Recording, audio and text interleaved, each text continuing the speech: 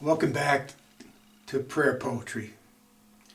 Back in August of 2011, I wrote a poem called The Cross.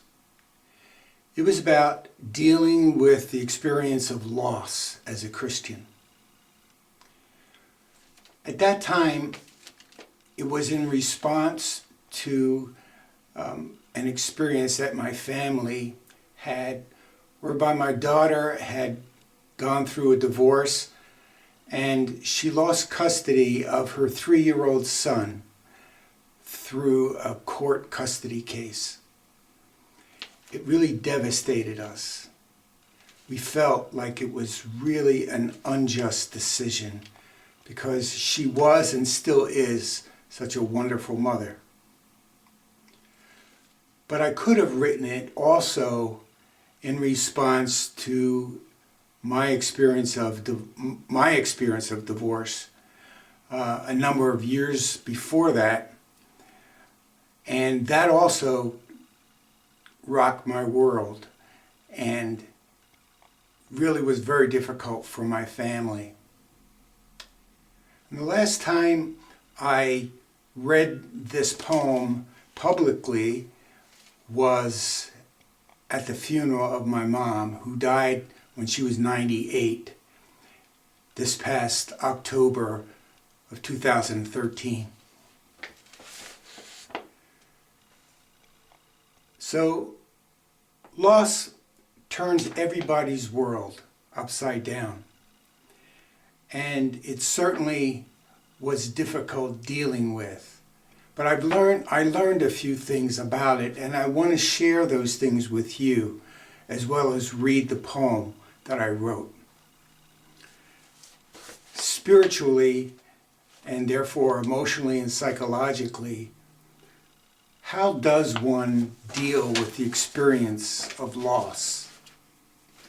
Well, obviously, you need to get some support. So, just like I did when I got some professional support, as well as the support of my family and friends. But how does Jesus play a part in all this, in our experience of dealing with loss?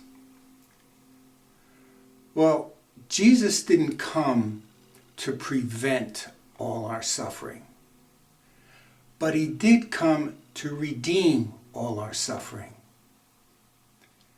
Preventing all our suffering would deny our humanity. And it would also remove from us the possibility of our own transformation and our own growth of dealing with loss in our lives.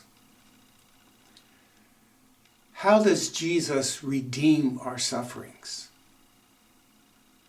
Well, what we need to do is to unite our sufferings with Jesus' sufferings on the cross and offer those sufferings as a prayer of intercession for other people.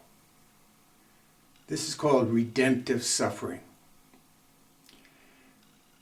When we do that, we enter into Jesus' compassion and the comfort he gives through his love. Compassion comes from the Latin com, meaning with or together, and passio, meaning suffering. So suffering together or suffering with another. And comfort comes from the Latin com, again with or together, and fort is from fortis, meaning strength. So through compassion, we receive strength.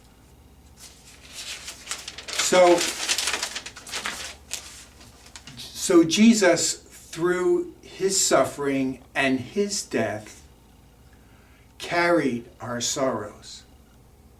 And he transforms our suffering and gives us strength to endure.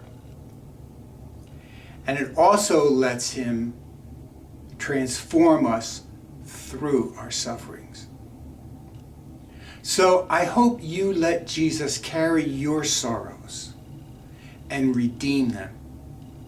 But I also hope that you send this video to friends and to loved ones who are suffering from the experience of loss.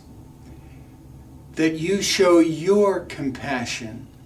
You suffer with them. And as you do, you bring strength to them. So this is the poem called The Cross. Maybe it will always be this way. A melody of sadness softly playing in the background of my soul, punctuated by flares of heartache, surprise resurrections of reality buried by busyness, accompanied by tears of loss, traveling all too familiar paths, resisting my power to control. Logic is a fool, vainly seeking to understand empty explanations. Protests of injustice echo silence, since fairness isn't a factor. Only heartbreak is. So is anger, frustration, and the self-pity, revealing my incredulity. Escaping proves fruitless. Whatever good is promised remains hidden, while the take feels greater than the give when following the Via Dolorosa. Yet, love triumphs when grace overcomes, to go beyond my pain, a decision to be faithful when I want to turn away, to serve when I want to withdraw, to pray when I don't see the point, to endure when I want to give in, not letting it dictate my life, nor always color my vision. The issue is, will I let him carry my sorrows? Will I trust him? He who trusted while hanging on a cross. Will I unite my cross with his to become ours for the sake of those we love? To contribute what is missing in the mystery of redemption, releasing a consolation in the fellowship of suffering love. Even so, my loss lingers, and without warning, sorrow is triggered. The rhapsody returns, beckoning an encore, a deeper communion, letting go once more, further in, higher up, saying yes, even without confidence, grasping for a unity untouched. I have some questions that you can use for your own prayerful reflection or use in a discussion with some friends. How does this poem compare with your experience of loss? What's similar? What's different? What does Isaiah chapter 53 and John chapter 11 verse 35 say about Jesus and our suffering? How can the experience of loss draw you closer to the Lord?